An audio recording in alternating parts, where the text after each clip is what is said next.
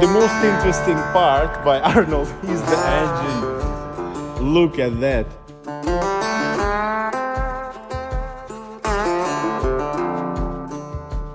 And what is the cost of engine overhaul, let's say of Pratt & Whitney like that, approximately, and the hot section inspection? You really want to know? Let's get inside the cabin.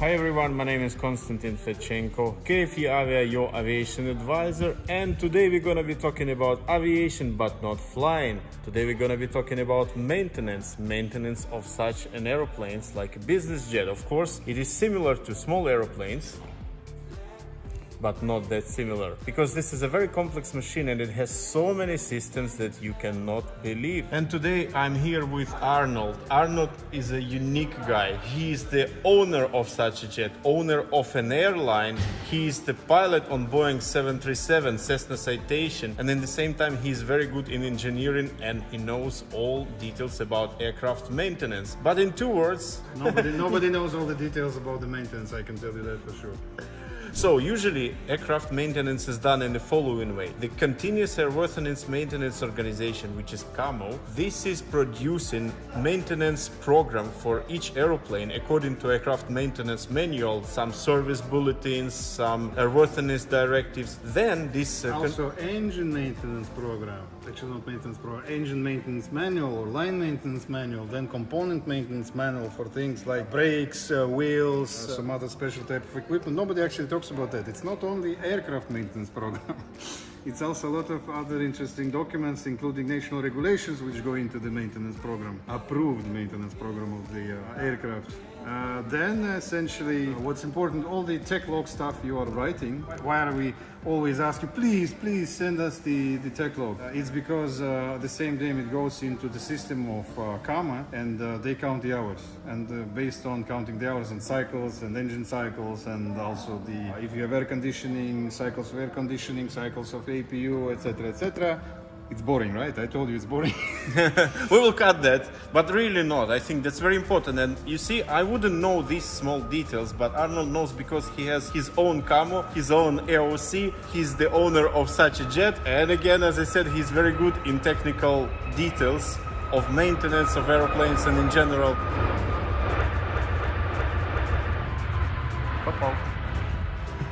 So runway 12 in use today, or was it a takeoff? That's a good noise to hear, aircraft engine noise. Yeah, so anyway, all this paper ends up in a work request to the maintenance organization, which it is, and then they perform actual work and produce a work package which contains a lot of interesting stuff. Mostly aircraft needs 2 things. It needs inspections, which is in the maintenance program, and the replacement of certain components. That's the only thing which in ideal world is done. But the world is not ideal. On every maintenance, the so-called discrepancies are found. When you pilots break something, we need to fix it or replace it. So in the end, it's inspections, replacements if needed, and then we fix what you break. This inspection is ordered by Continuous Airworthiness Maintenance Organization. So the request is sent to maintenance facility, part 145 usually. Usually it is different organizations, am I right? Or it can be... Almost always it is, because as part of AOC you have CAMO. And then part 145 starts working on particular aeroplane. They take the work order, they check what is written in the work order, and they start working on that. For example, remove leading edge electrical heater and inspect this tube, which is providing the second part of the leading edge with bleed air. Inspect for what? What is usually inspected here? Usually you have types of inspection, which usually is, well, for these kind of things, it's visual inspection, but it's more complicated than that. So you get inspection packages, which for this particular airplane are called phases. And every phase has a number of tasks. And removing and inspecting this would be just an individual tasks. One out of hundreds of these. And there are several types of inspections. So check visually, functional check, stuff like that. And for each task you will have a description. I don't remember exactly which one is for this, but I think it's visual.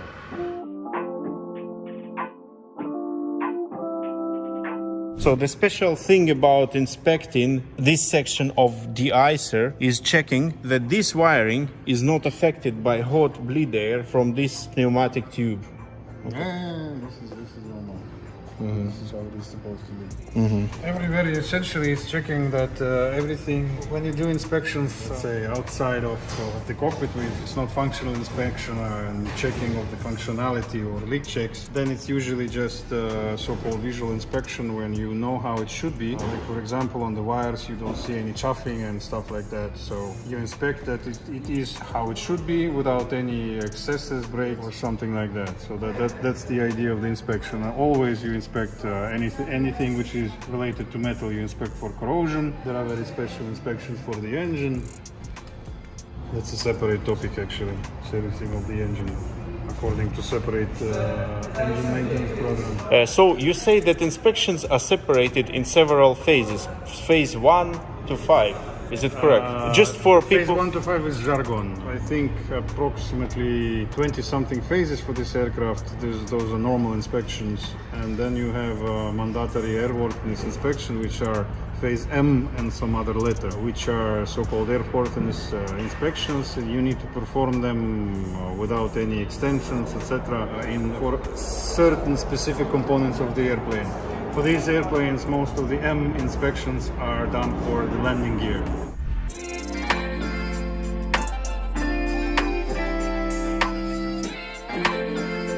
In the flap section, these bolts and nuts being checked, also that there are no corrosion on rods and other elements of the flap system. These are all inspection panels. Hydraulic lines which are supplying speed brakes, and this is actuator for the speed brake, the bottom and the upper part. And the most interesting part by Arnold is the engine. Look at that.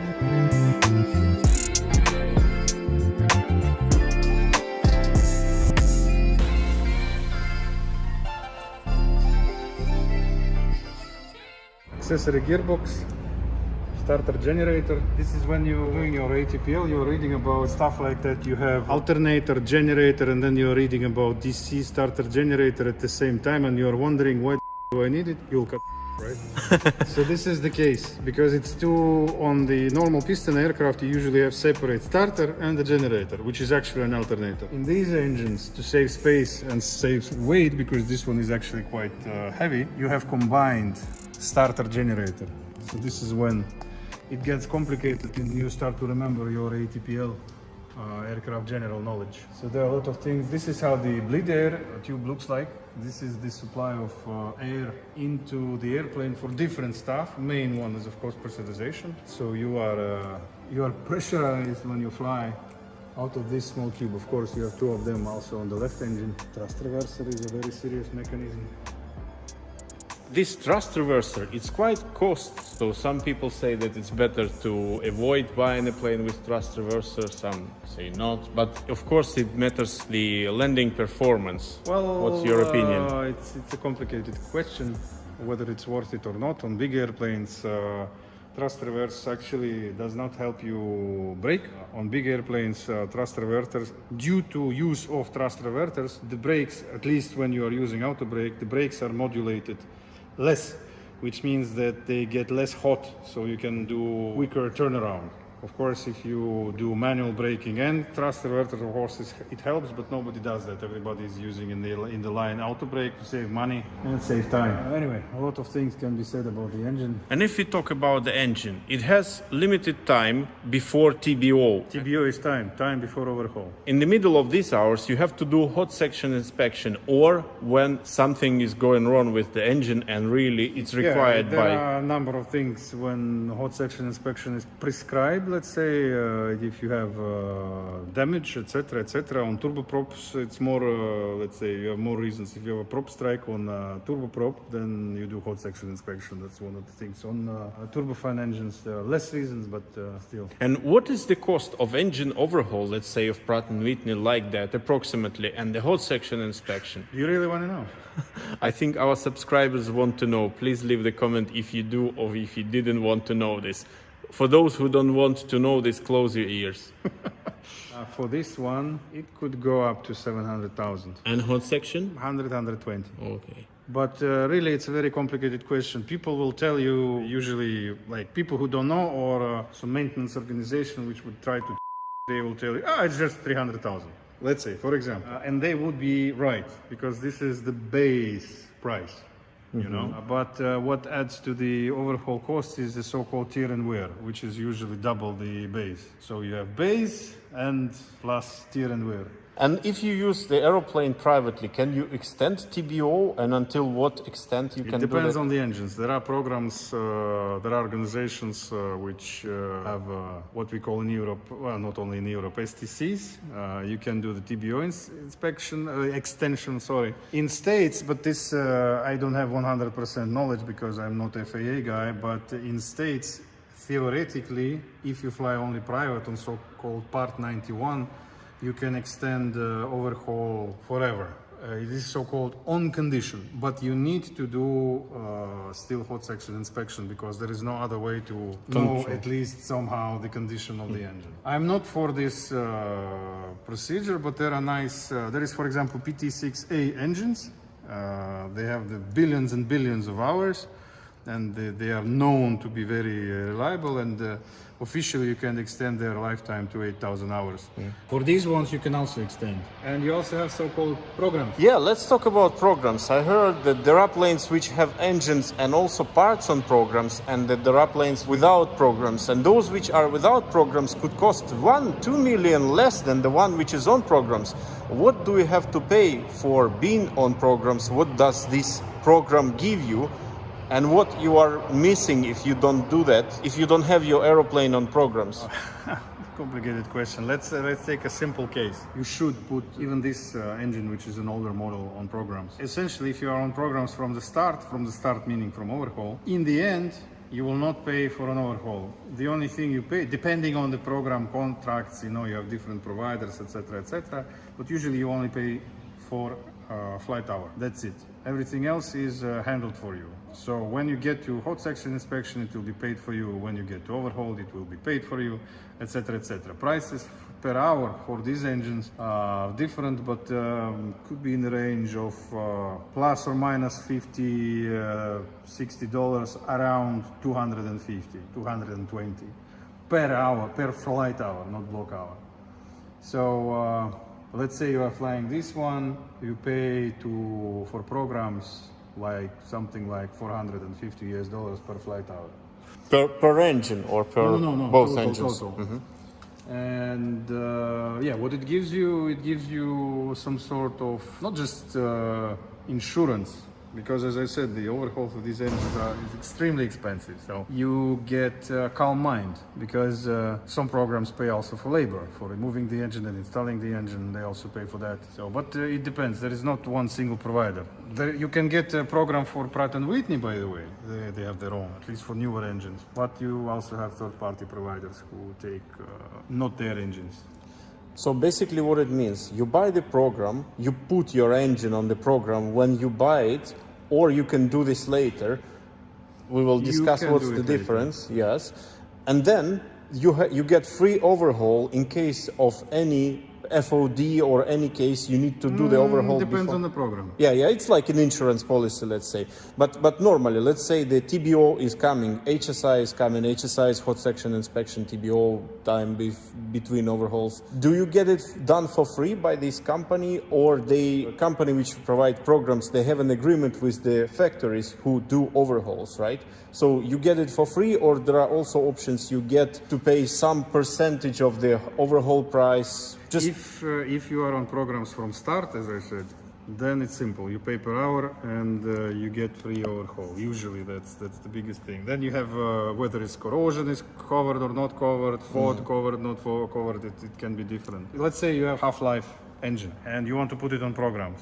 You can still do it, and it depends on the program provider whether they will ask you to do the boroscopy inspection or not. For newer engines, usually they don't. But then you will have to do a buy-in. You will have to pay them something, and usually the amount is quite extensive. But people still go for it because in case of engines, if you fly a lot, this is considered economically beneficial, let's say, to put the engine on programs, even on half-life. For newer engines like for XLS, it is beneficial. I think that's very important. Please continue. Why is it that he flew away?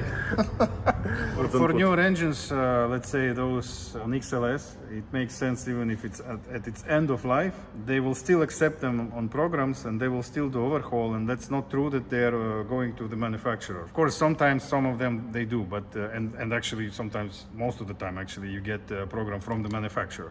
But the idea, if you take some third party, which is not a manufacturer, they will tend to do it in-house to, of course, keep the costs down for them, because they earn money, you know, on doing the overhaul most effectively. But it does not, in their case, it does not mean that the quality is bad. In their case, the quality is going to be good because they are taking a lot of obligations. And if we are talking about parts, I heard the program like Pro Parts. I think there are some others. What does that give you? I think this is not about engines, but about the spare parts for an airplane. The airframe. Yeah. Well, it gives you parts when you need them. As simple as that. It gives you parts for free, let's say, as an insurance case, or it gives you parts to have them available, because as far as I'm concerned, there are some parts which you would be really struggling finding them. I'll start a bit backwards. Having an engine on programs is beneficial in almost every case in every world. The problem is that with engine programs, they have minimum amount of hours you have to fly. If you don't fly those minimum amount of hours, then it's not stupid, but it's not beneficial to have them. But usually the amount is about 100 hours. If you have a jet, you will fly 100 hours a year. For parts, the story is a bit different. It's like an insurance, really. More like an insurance, because you pay a huge premium, and if everything is fine, you just lost it. But for Pro Parts, the premium is quite high. Although it's like an insurance, if you have some situation when you need something very expensive replaced, like, I don't know, landing gear, for example. We had that case. Not on our airplane, on somebody else's, but I saw it in the maintenance. So, and then if you have Pro Parts, it's great, because the Pro Parts will get you this landing gear for free, because you were paying all this time huge amounts as a premium. But if everything is okay, and if you need replacement of, let's say, parts which get replaced by the maintenance program, then having, in my humble opinion, a lot of people might argue it is not beneficial to be on parts program, because you pay too much for this. So if nothing happens, although if shit happens, then you're in deep shit, because you have to buy landing gear yourself. Let's get inside the cabin and see what's happening inside during these inspections.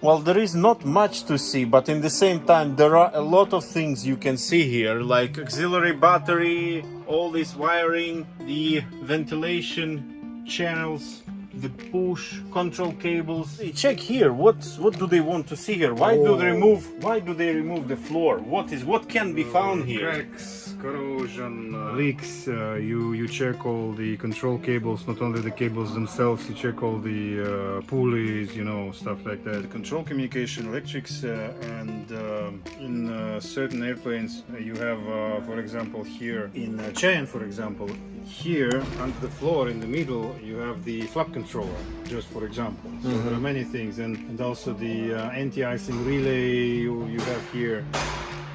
not really a valve, electric valve for anti-icing. So there are many things. In the tail cone, I know there is one sensitive area where the kind of toilet is located because of this liquid, which is very... It's not in the tail cone, it's right there. So there, over there, you have the toilet. In the back of aeroplane, there is one sensitive area. In the back of the area. cabin, before the bulkhead, you have the toilet. And you always check underneath, because the blue liquid can create a lot of problems. If it goes unnoticed, a lot of it, in 3 months you'll have a hole.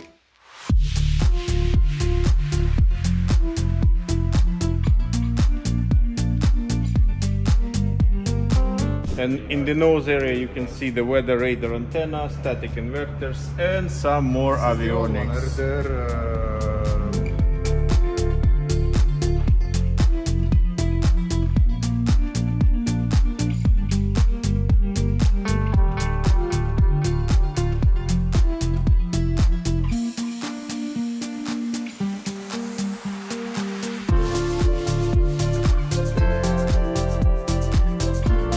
You just have to keep in mind that one inoperative or malfunctioning thing can cost you hundreds of thousands of dollars. The only way to buy an aeroplane which will not cost you hundreds and hundreds of thousands for repairs and inspections is to really look carefully into pre-purchase inspection when you are planning to buy an aeroplane. And I would be very happy to help you with that. So, I hope you guys like this vlog. Just the last question before we finish. How much you would have to pay for the maintenance, let's say yearly, of such an aeroplane if you fly in average 100 hours? Citation Bravo as an example. That's very bad question. 1 year could be one, another year could be triple that. But No, really. in average 1 year, when it's one number, then we multiply by 3. Again, all the maintenance engine discrepancies, I don't know, you can pay 100 at least. 100 at least a year. This was Konstantin Fedchenko, KFEAvia Aviation Advisor. Thank you, Arnold, very much for your assistance and help. See you in my next videos. Bye bye. Bye. I'm on the television.